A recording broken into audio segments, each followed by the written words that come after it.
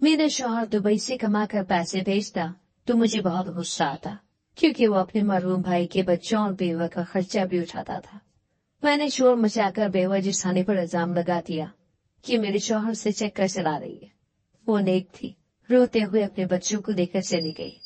चंद साल गुजरे तो अचानक खबर आई कि शौहर मर गया। मैं भी बेवा हो गई।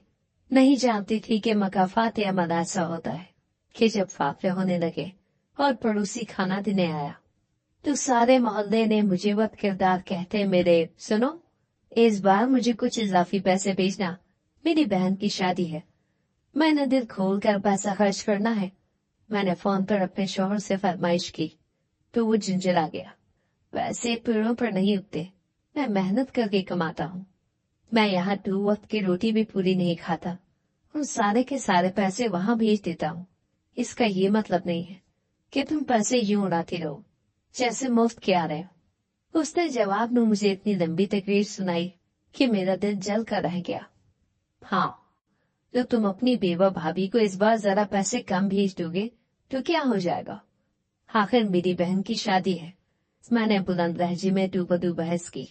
बहन की शादी के लिए मैं तुम्हें पहले ही काफी पैसे बेच चुका हूँ, अब मुझे मजीद तंग न करो। मैं अपने भाई के बच्चों को भूखा कैसे मरने दूं? उनका खाना पीना ज्यादा जरूरी है या तुम्हारी बहन की शादी में महंगे कपड़े पहनना ज्यादा जरूरी है? अपने शौहर की बात सुनकर मेरे तन बदन में आग लग गई। तुम्हें तो पहनना ओढ़ना भी अच्छा नहीं लगता हमारा। वो भी तो शौहर है जो अपनी बीवियों की हर फरमाइश पूरी करते हैं, और तुम्हारे लिए मेरे 2 जोड़े खरीदने में अजाब बन गए हैं। मैंने अपनी खरीदारी नहीं की, बच्चों के लिए भी चीजें खरीदी है। पैसे लग गए तो उसमें क्या बड़ा काम हो गया। मैंने फोन पर ही अपने शौहर से लड़ाई शुरू की तो उसने खट से फोन बंद कर दिया। मैं तनमिना कर रह गई। मेरा बस चलता और वो मेरे सामने होता तो मैं उसका गला ही दबा देती। मैंने गुस्से में मेज पर रखा गिलास उठाकर जमीन पर जोर से दे मारा। मेरा नाम जरीना है। हमारे घर में गुर्बत का राज था। अब्बा ने 7 बेटियां पैदा करने के सिवा कोई खातिर खा कारनामा अंजाम न दिया था। ना तो उनकी कमाई अच्छी थी और ना ही अखलाक। अब्बा घर में लड़ाई झगड़ा करके रखता तो अम्मा भी उसको बराबर जवाब देती। अम्मा कौन से किसी से कम थी। वो 4 भाइयों की इकलौती बहन थी, लिहाजा वो अब्बा पर अपने भाइयों का रोब डालती। तभी अब्बा दुबक कर कोने में बैठा रहता, वरना अब्बा दिन भर वो वावेदा मचाता कि हम बहनें कानों को हाथ लगाती। हमने शुरू से अम्मा और अब्बा के माँ आगे देखे थे। अम्मा और अब्बा बिल्लियों की तरह आपस में लड़ते। मुझे कभी ये समझ न आई थी कि गलती किसकी थी। कभी तो मुझे अब्बा कसूरवार दिखाई देता तो कभी अम्मा का। मसला दरअसल गुर्बत का था। अम्मा की बहुत सी ऐसी फरमाइशें थी जो पूरी होने में न आती, जिसकी वजह से अम्मा गुस्से और चिड़चिड़ाहट का शिकार हो जाती। जबकि अब्बा अम्मा की फरमाइशें पूरी करने के चक्रों में ही घनचक्कर बन गया था। उसने साफ साफ हाथ खड़े कर दिए कि अब मुझसे न कमाया जाएगा। अगर तू एक बेटा ही पैदा कर लेती तो वो अब तक मेरा बाजू बन गया होता, मगर तूने तो ये 7 लड़कियों की लाइन लगाकर मुझे दिया ही क्या है। अब्बा को शायद अम्मा बेटियां पैदा करने के बाद जहर लगने लगी थी, मगर अम्मा को अब्बा शुरू से ही जहर लगा करता। वो तो हमारी पैदाइश से पहले के भी पता नहीं क्या क्या शिकवे निकालकर अब्बा से लड़ाई करती रहती। खैर, पहले पहल तो मुझे अम्मा अब्बा की लड़ाई पर बहुत फिक्र होती, मगर आहिस्ता आहिस्ता हम सब बहनें अम्मा अब्बा की लड़ाई की आदी होती गई। अब जब भी घर में लड़ाई ना होती और खामोशी चाहिए होती तो हम उलझन का शिकार हो जाते कि न जाने आज अम्मा और अब्बा की तबीयत ठीक है या नहीं।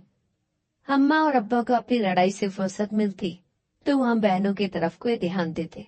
उन्होंने कभी भी हम बहनों में से किसी को तवज्जो न दी थी। मेरी बड़ी आपाई थी जो घर का सारा काम संभालती। अम्मा कहती कि तुम 7 लड़कियों को मैंने पैदा किया है तो कम से कम तुम घर का काम तो संभालो। मैं घर में 5वें नंबर पर थी। मैं भी अपनी बड़ी बहनों के साथ घर के कामों में जुटी रहती और छोटे छोटे कामों में आपा की मदद करवाती रहती। वक्त गुजरने का पता न चला और हम सारी बहनें इकट्ठी ही जवान हो गई। अम्मा हम सबको जवान होते देखती तो ठंडी आहें भरा करती। उसकी शदीद ख्वाहिश थी कि अच्छे से अच्छे रिश्ते आए और उसकी बेटी को ब्याह कर ले जाए। अम्मा की ख्वाहिश तो अपनी जगह सही थी, मगर लड़के वालों का दिमाग थोड़ी खराब था कि वो बिना कुछ देखे और सोचे समझे हमको ब्याह कर ले जाते। उन्हें जहेज के नाम पर सारा सामान चाहिए था, जो कि अब्बा के देने की सकत न थी। अम्मा का चिड़चिड़ापन वक्त के साथ मजीद बढ़ गया था। अब तो इनको कहाँ से ब्याहेगी? पैदा करते हुए तो तूने न सोचा, तूने तो लड़कियों की लाई लगा दी। अब्बा के चिड़चिड़ेपन के साथ एक दूसरे के साथ शिकवे भी बढ़ गए थे। मैंने अकेली पैदा नहीं किया, तूने ही पैदा करवाई है। जिसने दी है रुखसत भी वही करेगा। अम्मा और अब्बा दोनों ने जिद्दोजहद शुरू की और जैसा भी रिश्ता मिलता गया मेरी बहनों को ब्याहते गए। मेरी 3 बहनों की रुखसती हो चुकी थी, जबकि अभी भी हम 4 बहनें बाकी थी। अब्बा का बोझ था कि कम होने में ही ना आता। मुझे अम्मा अब्बा पर भी तरस आता, मगर मैं क्या कर सकती थी? चुपचाप अपनी शादी के बारे का इंतजार कर रहने की कि जब मेरा भी कोई अच्छा और मुनासिब रिश्ता है और अम्मा अब्बा मुझे रुखसत करे तो मेरे इस जानदुम से जान छूटे। मैंने सोच लिया था कि एक बार मेरी शादी हो गई तो दोबारा कभी भी यहाँ का रुख न करूंगी।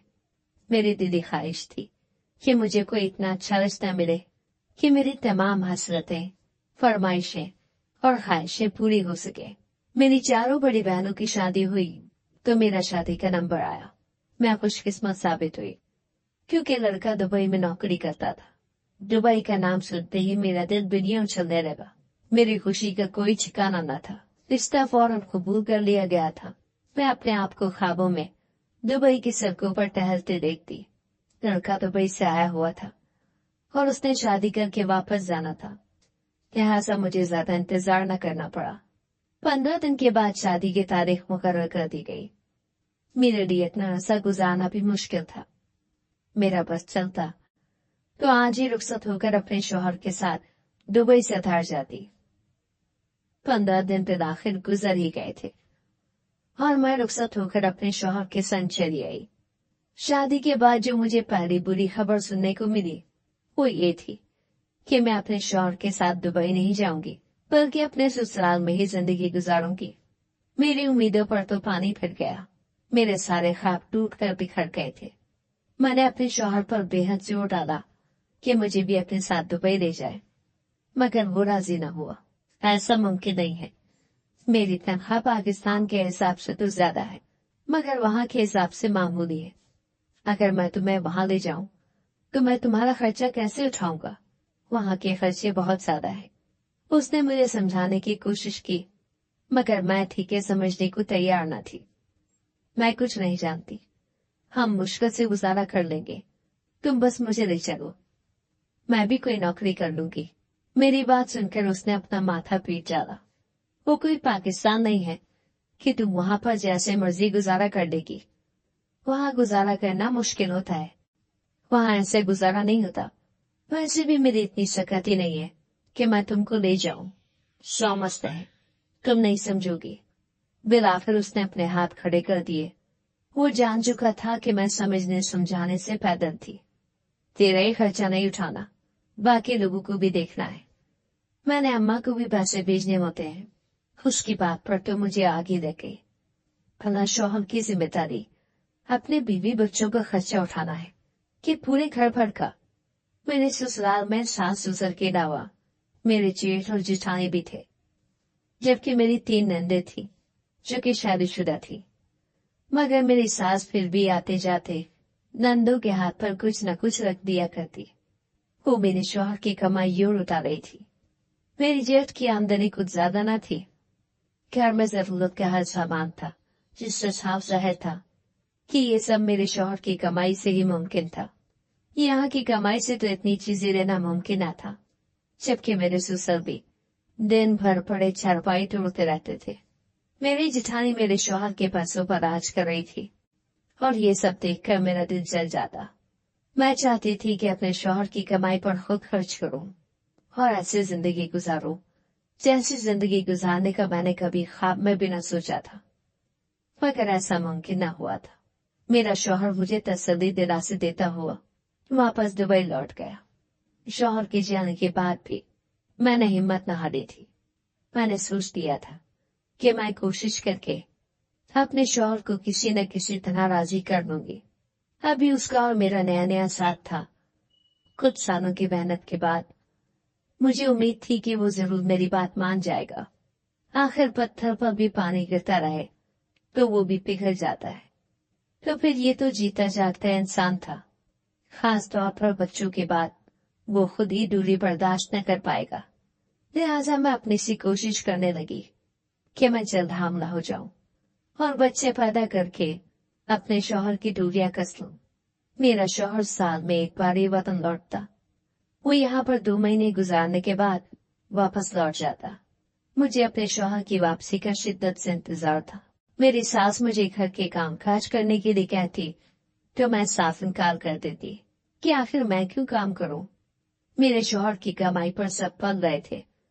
मेरी जिठानी को घर का काम करना चाहिए था। वो चुपचाप घर के कामों में लगी रहती।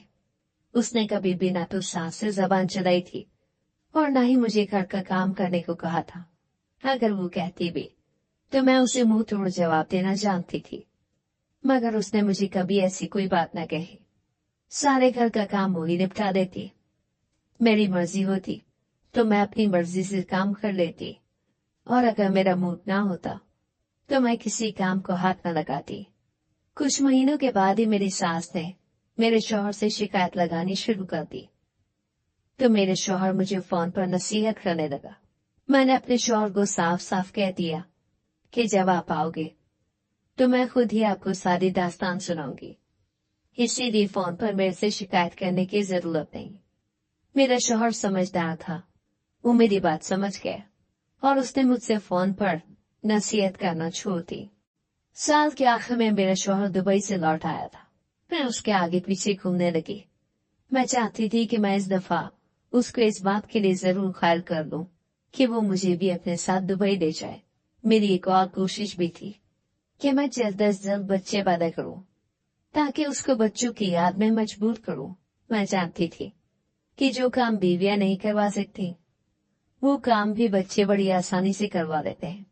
अल्लाह ने मेरी सुन ली थी। शौहर की जाते ही मैं हमला हो गई। मैंने अपने शौहर को खुशी खुशी ये खबर सुनाई तो वो भी खुशी से झूमने लगा।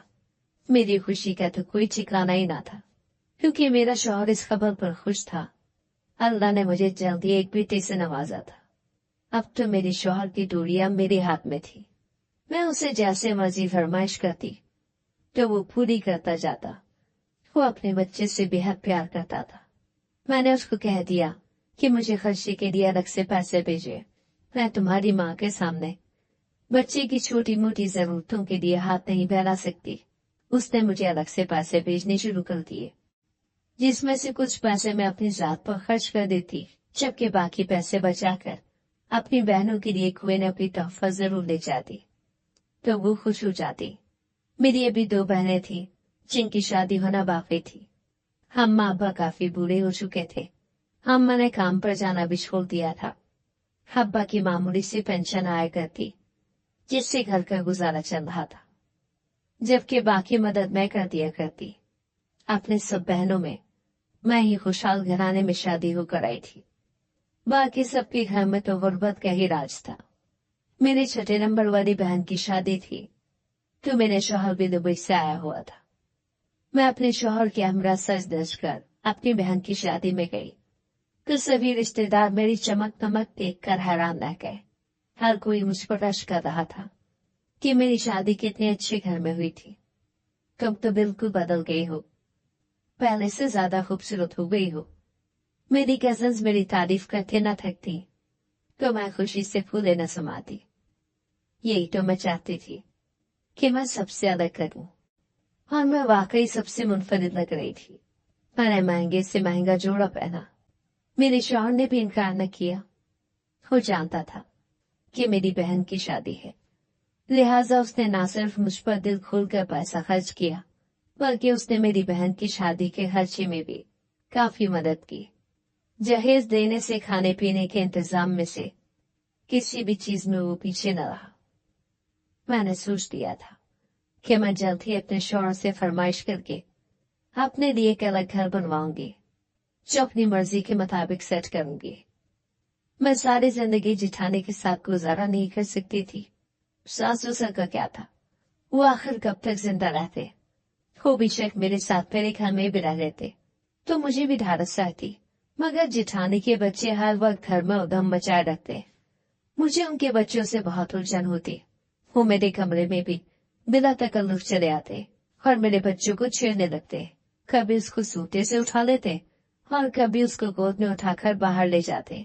मुझे ये सब बिल्कुल पसंद न था। मैं अकेले रहना चाहती थी ताकि मैं अपनी मर्जी से अपने बच्चे को सुला सकूं और जगा सकूं। इसीलिए मैंने अपने शौहर से फरमाइश कर दी कि मुझे अलग घर की जरूरत है। मेरे शौहर ने इस बात पर भी कोई एतराज न किया। अलग घर बनाना बहुत अच्छी बात है, मैं जितने पैसे बेचता हूँ उससे कुछ ज्यादा भेज दिया करूंगा, मगर तुम्हें उसमें से बचत करनी होगी। बेशक कमेटियां डाल दो, लेकिन पैसा बचाओ ताकि हम अपने लिए कुछ कर सकें। वो वाकई समझदार था, उससे मेरी बात बहुत जल्दी समझ आ जाती। वो मेरी हर फरमाइश पूरी करता। मैं उसकी बात सुनकर बेइंतहा खुश हो गई थी। हाँ, क्यों नहीं, मैं जरूर पैसे बचाऊंगी और फिर हम अपनी मर्जी का घर खरीद लेंगे। मेरी आंखों में दिए जगमगाने लगे और मेरे लबों पर मुस्कुराहट बिखर गई। मेरी शादी को 3 साल का अरसा गुजरा था कि मेरे ससुर चल बसे। वैसे मैं तो अपने ससुर से ज्यादा खरीदना थी, लिहाजा मुझे उनकी मौत का ज्यादा दुख न हुआ, मगर उनकी पेंशन से घर के कुछ मामूली खर्चे चल जाया करते थे। अब वो भी मेरे शौहर पर आन पड़े। मेरे शौहर दुबई से न आ सकते थे, लिहाजा वो ससुर की मौत पर न आए, मगर वो बेहद गमगीन थे। मैं भी उनके गम पर गमज़दा थी, मगर मुझे इस बात की फिक्र थी कि अब ससुर के साथ उनकी पेंशन भी चली गई और बाकी घर के खर्चे भी मेरे शौहर को ही उठाने पड़ेंगे। इस तरीके से बचत न होने पाएगी जैसे मैं बचत कर रही थी।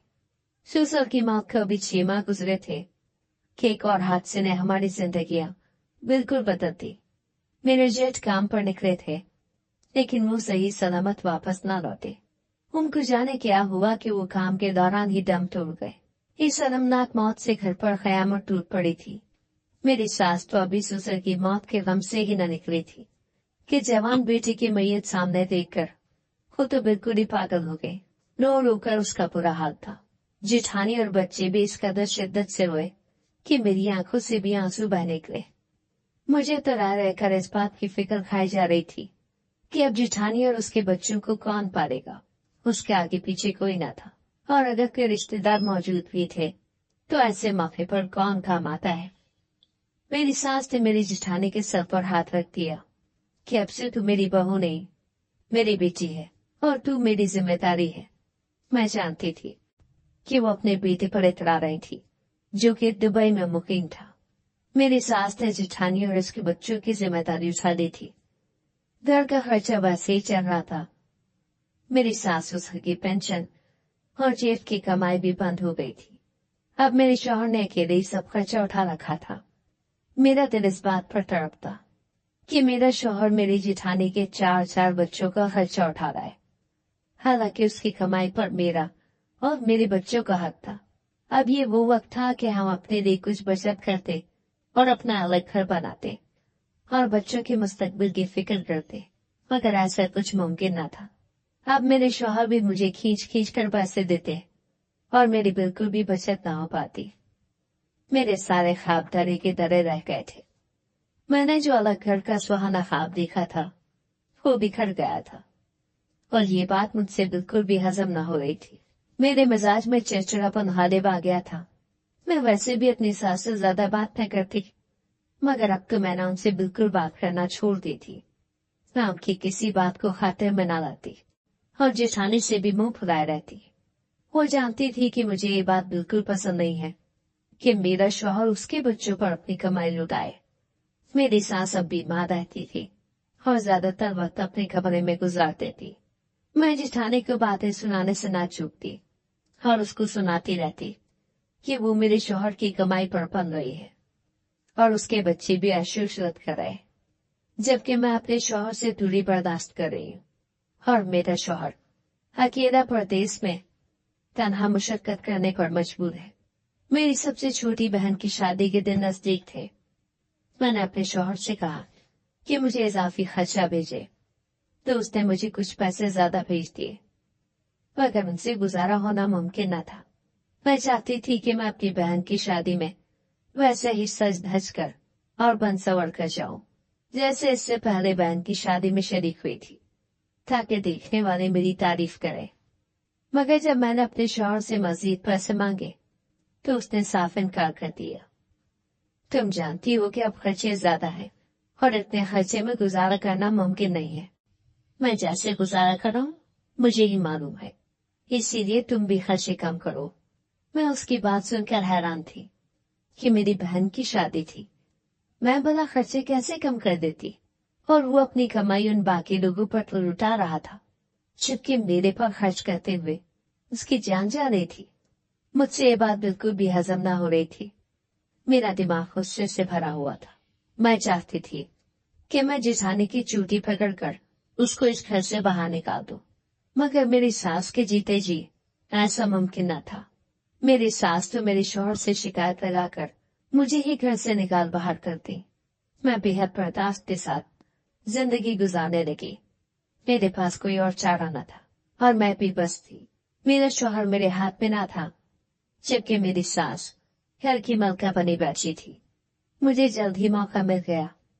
अपने शौहर और जवान बेटी की मौत का सदमा मेरी सास ज्यादा अरसा बर्दाश्त न कर सकी और 2 सालों में ही बीमार होकर इंतकाल कर गई। वो जी उसकी मौत के बाद ही चारपाई से लगी हुई थी, सिर्फ थोड़ा बहुत ही चलती फिरती थी। लेकिन गुजरते वक्त के साथ उसकी हालत में मजीद खराबी आती गई और एक दिन वो दुनिया से ही मुंह मोड़ कर चली गई। मेरे शौहर और मेरी जिठानी उसकी मौत पर बेहद दुखी थे। जिठानी की तो दुनिया ही उजड़ गई थी। मेरी सास ही उसका हौसला और सहारा बनी बैठी थी। उसके बच्चों को कभी किसी चीज की कमी महसूस न होने देती, मेरे बच्चों को नजरअंदाज करती। मगर अब सब कुछ मेरे हाथ में था। मेरा शौहर अपनी माँ की मैयत करा पहुंचा था, मगर चंद दिन रहने के बाद ही दोबारा चला गया। उसका कहना था कि मैं अब डबल नौकरी करता हूँ, लिहाजा मुझे ज्यादा दिनों की छुट्टी मिलना मुमकिन नहीं है। मैंने सोच लिया था कि मैं अपनी जिठानी को ज्यादा दिन घर में टिकने न दूंगी। मेरी सास की रसूमात खत्म हुई तो मैंने जिठानी पर इल्जाम लगा दिया कि उसका चक्कर मेरे शौहर के साथ चल रहा है और ये उससे शादी की ख्वाहिशमंद है। वो हैरत से मेरा मुंह देखने लगी। मैं जानती हूँ कि तुम्हें पसंद नहीं है कि तुम्हारा शौहर मेरा और मेरे बच्चों का खर्चा उठाए, मगर मुझ पर इतना घटिया इल्जाम न लगाओ। तुम अच्छी तरह जानती हो कि मैं ऐसी नहीं हूँ।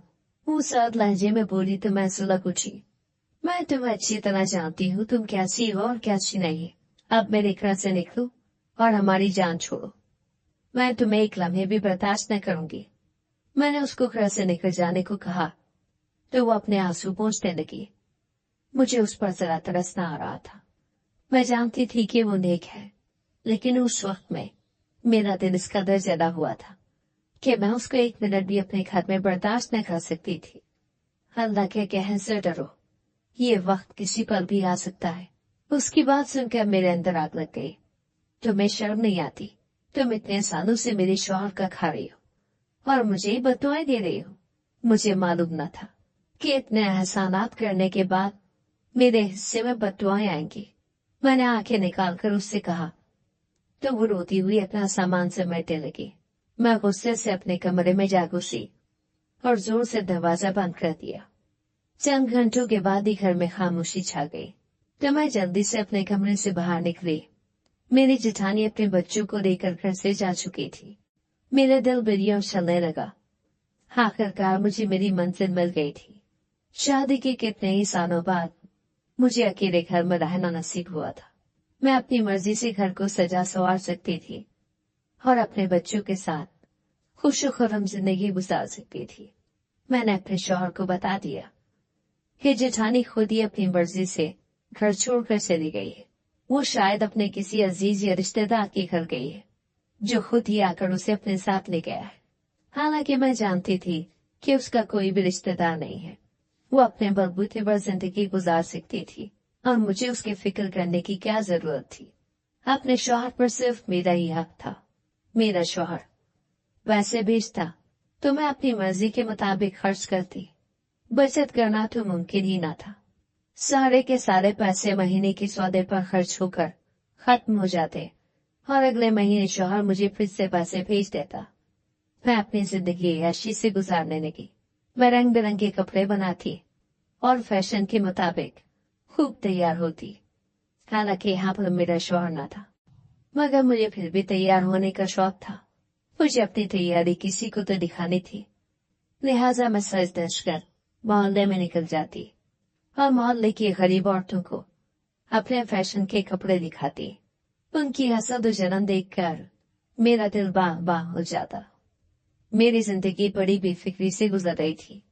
घर के ज्यादातर काम मुलाजमा कर जाती, जबकि बच्चों के लिए मैं बाहर से कुछ न कुछ खाने के लिए मंगवा लेती।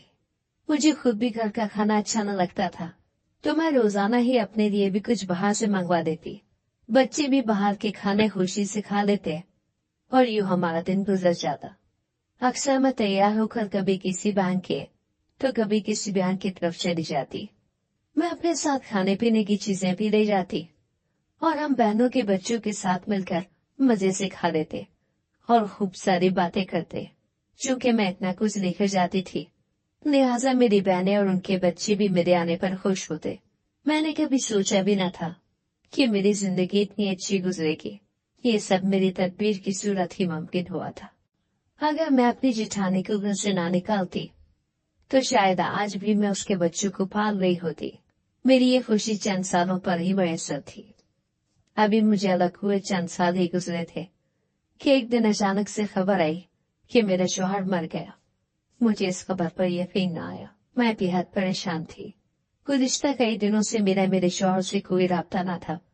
उसके दफ्तर का नंबर मेरे पास मौजूद था। मैंने उसके दफ्तर से फोन करके पूछा तो मुझे मालूम हुआ कि वो कुछ बीमार था और अब वो चल बसा है। उसकी मैयत कुछ महीनों में घर पहुंचा दी जाएगी। मैं हैरान परेशान थी। मैं बेवा हो गई थी। मुझ पर खुदा का कहर टूटा था। मैं अब कैसे जिंदगी गुजारूंगी? मैं ये सोचकर हलकान थी। मेरा वाहिद आसरा मेरा शौहर ही था। मैंने कुछ जमा पूंजी न रखी थी। मैं सारे के सारे पैसे उड़ा दिया करती थी। मैंने अपने शौहर को कहा था कि वो खुद ही कुछ बचत कर दे, क्योंकि बढ़ती हुई महंगाई के सबब मेरे लिए बचत करना मुमकिन न था। सारे पैसे खर्च हो चुके थे। मेरे बच्चे रोज फरमाइश करते कि हमें बाहर से कुछ मंगवा कर दे। मैं उनको कहाँ से मंगवा कर देती? घर में फाकला होने लगे। मैं अपनी बहनों से उधार मांगने गई तो उन्होंने मुझे साफ इनकार कर दिया कि हमारा तो खुद महीना मुश्किल से गुजरता है, हम तुम्हारी मदद कैसे कर सकते हैं। मैं किससे मदद तलब करती? मेरा तो कोई भाई भी न था। अब्बा भी कब के फौत हो गए थे। कौन मेरे काम आता? मैं मोहल्ले वालों से कुछ आटा उधार लेकर आई और उससे रोटी पकाकर खुद भी खा ली और बच्चों को भी खिला दी। बच्चों को बाहर के खानों की आदत थी। ऐसे में रूखी रोटी खाना उनके लिए किस कदर मुश्किल था। ऐसे कितने दिन चलता। मोहल्ले वालों ने बेबिलाखिर मेरी मदद करने से इनकार कर दिया। कोई भी दुकानदार सौदा उधार न देता। उनका कहना था कि पहले वाले उधार की रकम चुकाई जाए, तभी मजीद उधार मिलेगा। मुझे नहीं मालूम था कि मकाफात या मदारसा होगा। अगर मुझे मालूम होता कि मेरा मुस्तकबिल बिल्कुल अंधेर होकर रह जाएगा, तो मैं कभी भी ऐसी जिंदगी न गुजारती जैसी मैंने गुजारी थी। मैं अपने गुजरे हुए कल के बारे में सोचती तो पछतावे के सिवा मेरे हाथ में कुछ न आता। काश मैं थोड़ी बचत कर देती। काश मैं अपनी जिठानी की और उसके यतीम बच्चों के सर पर हाथ रख देती। काश मैं उसके साथ प्यार और समझौते से वक्त गुजार देती। मेरी जिंदगी में बहुत से काश मौजूद थे। न जाने उसने घर से जाने के बाद किस तरह अपने बच्चों को पाला होगा और उन्हें 2 वक्त का खाना खिलाया होगा। अकेले जिंदगी गुजारना किस कदर मुश्किल था, इस बात का एहसास मुझे अब हुआ था। शादी से पहले की मेरी जिंदगी महरूमी और हसरतों से भरी हुई थी, और जब मुझे इतना कुछ मुयस्सर हुआ तो मुझे हजम न हुआ था। मैंने सब पर ही काबिज होने का सोचा। मैं ये भूल गई थी कि मिल बांट कर खाने से रिस्क में बरकत होती है, जबकि अकेले कब्जा करने और बुरी नीयत रखने से रिस्क इंसान से रूठ जाता है। खुदा ने मेरा रिस्क भी मुझसे छीन लिया था। मैं तो जैसे तैसे करके फाके कर रही थी, मगर अपने बच्चों का हाल मुझसे न देखा जाता। वो भी यतीम हो गए थे। अब मुझे अपनी जिठानी के यतीम बच्चों का ख्याल आता तो मेरा दिल बेचैन हो जाता। अगर मैं गुरूर तकब्बुर में मुब्तला होकर खुदा के बंदों के दिल ना तोड़ती तो आज ये दिन ना दिखने पड़ रहे होते। अल्लाह ताला मुझ पर रहम करता, मगर अब तो मैं रब से माफी के लायक भी न थी, क्योंकि मैंने 4 यतीम बच्चों को जलील रुस्वा करके घर से जाने का कहा था। बच्चों की भूख मुझसे बर्दाश्त न हुई तो मैं एक बार फिर चप्पल पहनकर घर से बाहर निकल गई।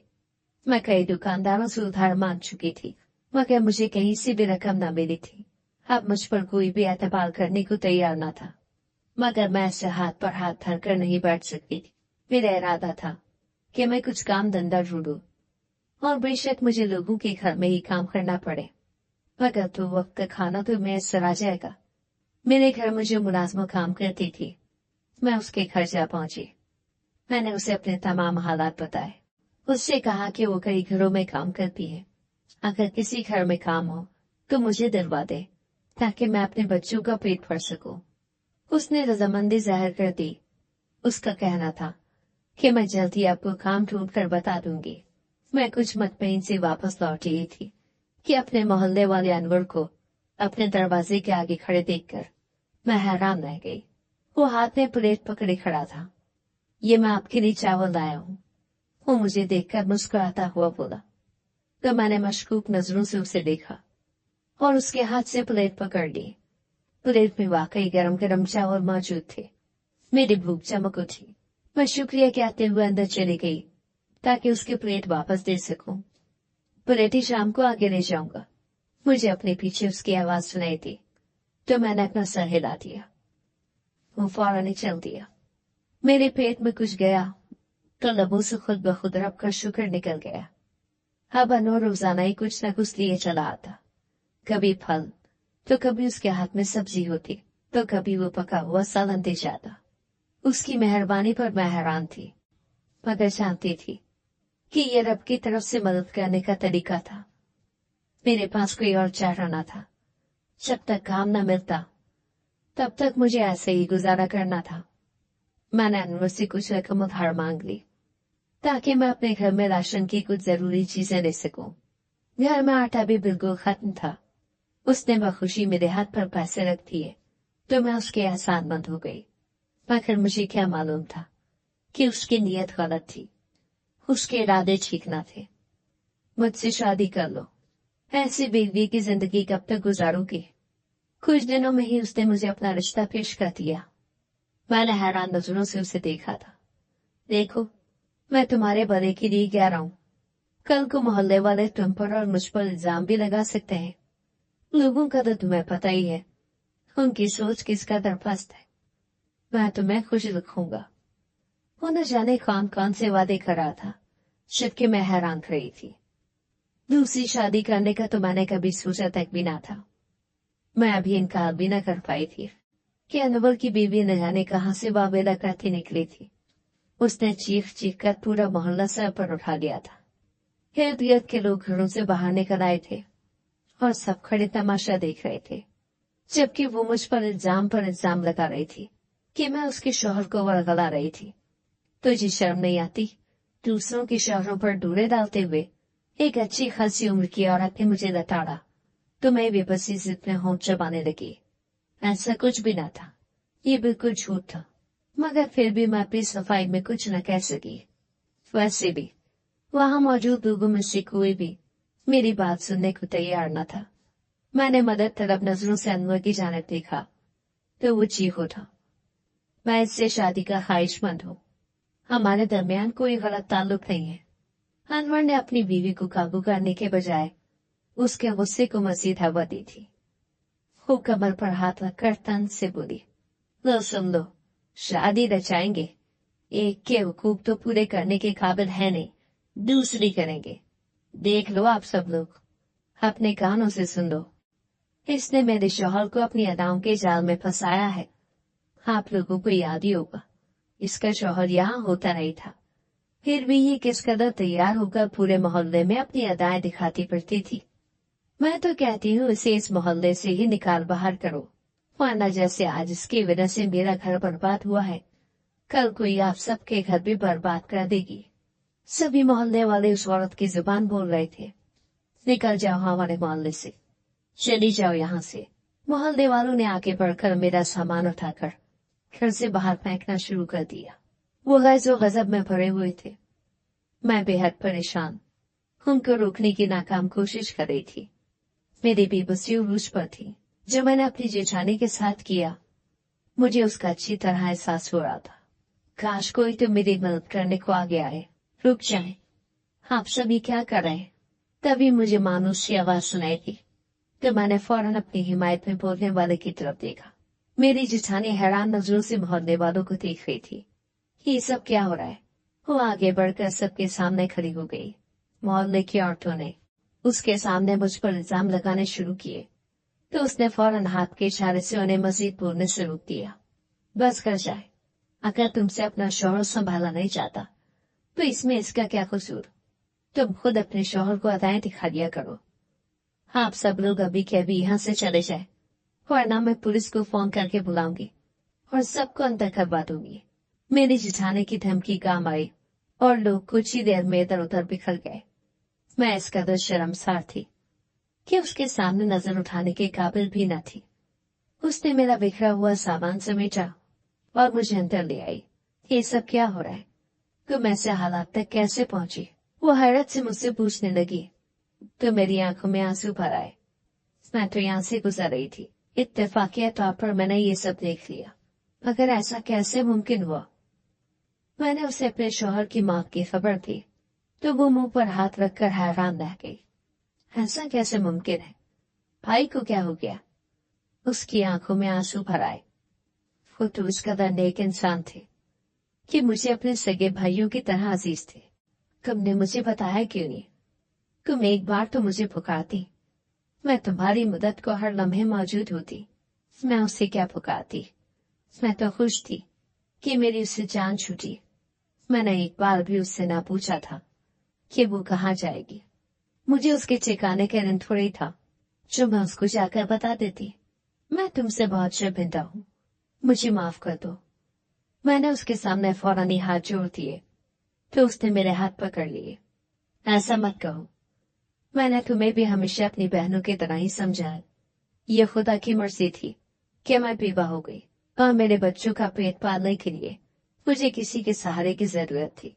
तुम्हारा शौहर मेरा बेहद साथ देता था। मेरी सास ने भी मुझे किसी किस्म की कोई कमी महसूस न होने दी थी। मगर तुम्हें ये लगता था कि शायद मैं तुम्हारे शौहर पर डोरे डालकर उसे अपना बना लूंगी। हालांकि वो मुझे सगे भाइयों की तरह अजीज था। मुझे यही सही लगा कि मैं घर छोड़कर चले जाऊं और अपने बच्चों का सहारा खुद बनूं।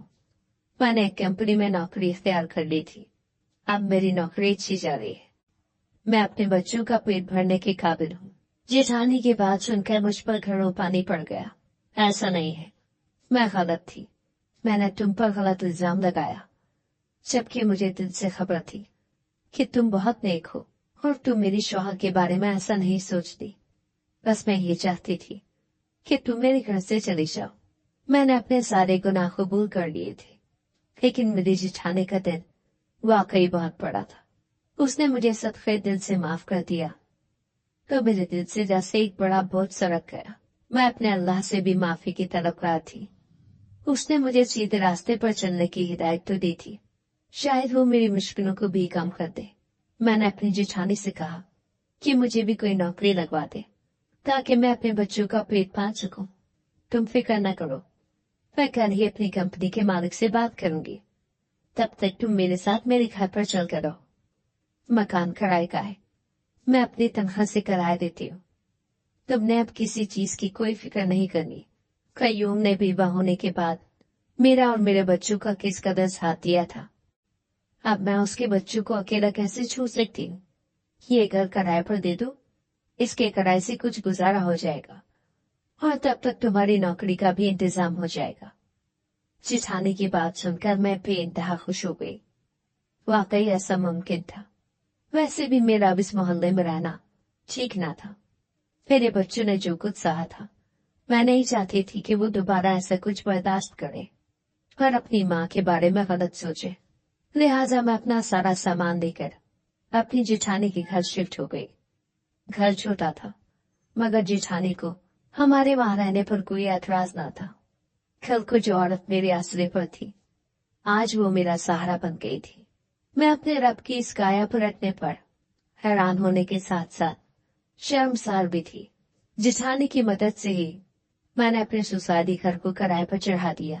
उसका पहला किराया आया तो मैंने आधी रकम जेठानी के हाथ पर रख दी। आखिर वो भी इसकी हकदार थी। वो घर मेरे शौहर और जेठ दोनों भाइयों का था। मेरी जेठानी रकम देने को तैयार न थी। मेरी अपनी आमदनी है, जब तक तुम्हारी नौकरी नहीं लगती तुम ये पैसे अपने पास ही रखो, बच्चों के खर्चों में काम आएंगे।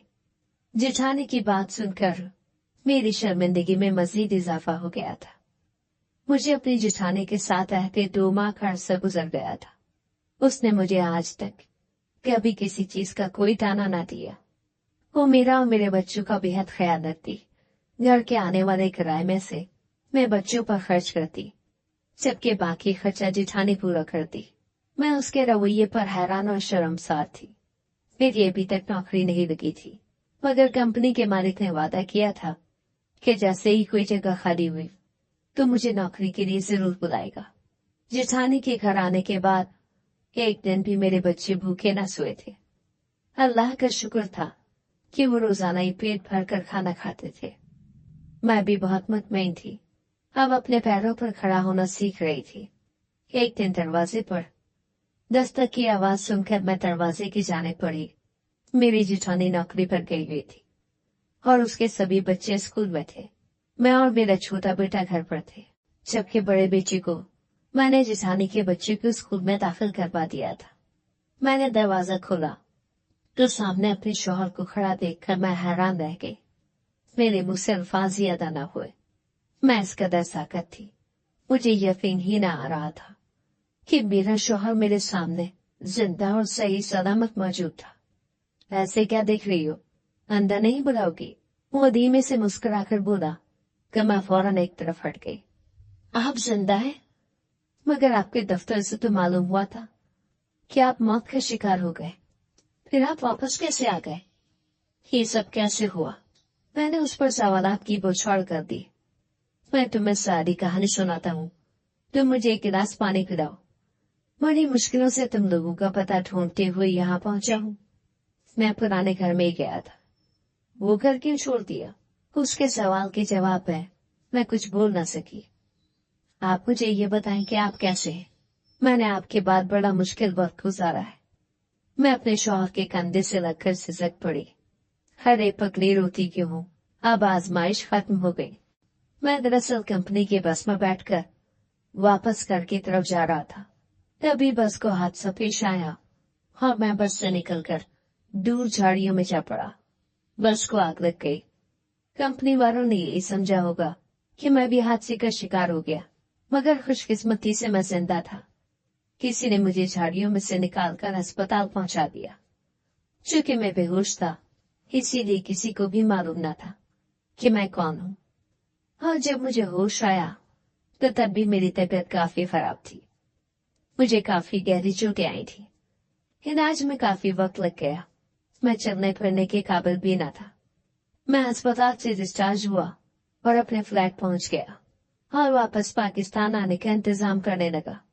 मगर तुम तो जानती हो कि वहां से वापसी इतनी आसान नहीं होती। मैंने तुमसे फोन पर राब्ता करने की कोशिश की थी और घर के नंबर पर भी काफी बार फोन किया, मगर फोन मिलता ही न था। इसीलिए मैंने सोचा कि मैं खुद ही पाकिस्तान जाकर तुमको अपने बारे में बता दूं। हाँ, वो फोन का बिल जमा न करवाने की सूरत में वो तो कब का कट गया था। मैंने धीरे से कहा, मैं अंदाजा लगा सकता हूँ कि तुमने मेरे बगैर कितना मुश्किल वक्त गुजारा होगा, मगर अब मैं आ गया हूँ तो सब ठीक हो जाएगा। वो मुस्कुरा कर बोला तो मैं भी मुस्कुराती। मैं अपने रब की बेहद शुक्रगुजार थी जिसने मुझे दोबारा से जीने का आसरा दिया था। मेरा शौहर जिंदा था। मेरे लिए इससे बड़ी खुशी की खबर क्या थी। बच्चे भी अपने बाप से मिलकर बेइंतहा खुश थे। उन्हें यकीन ही न आता कि उनका बाप वापस आ गया था। बच्चे अपने बाप को गुजरे वक्त का अहवाल सुनाने लगे तो वो दिल पर हाथ रखकर सुनने लगा। कि मेरे बच्चों ने मेरे बिना किस कदर मुश्किल वक्त गुजारा है। जेठानी भी दफ्तर से आने के बाद मेरे जौहर को देखकर हैरान थी। हम सबकी खुशियों का कोई ठिकाना न था। मैं अपने रब की शुक्रगुजार थी। शायद ये सब रब ने मुझे हिदायत देने के लिए ही किया था, लेकिन मुझे वाकई हिदायत मिल गई थी। मैं अपने रब की शुक्रगुजार थी जिसने मुझे दोबारा से जिंदगी जीने की उम्मीद दिलाई थी।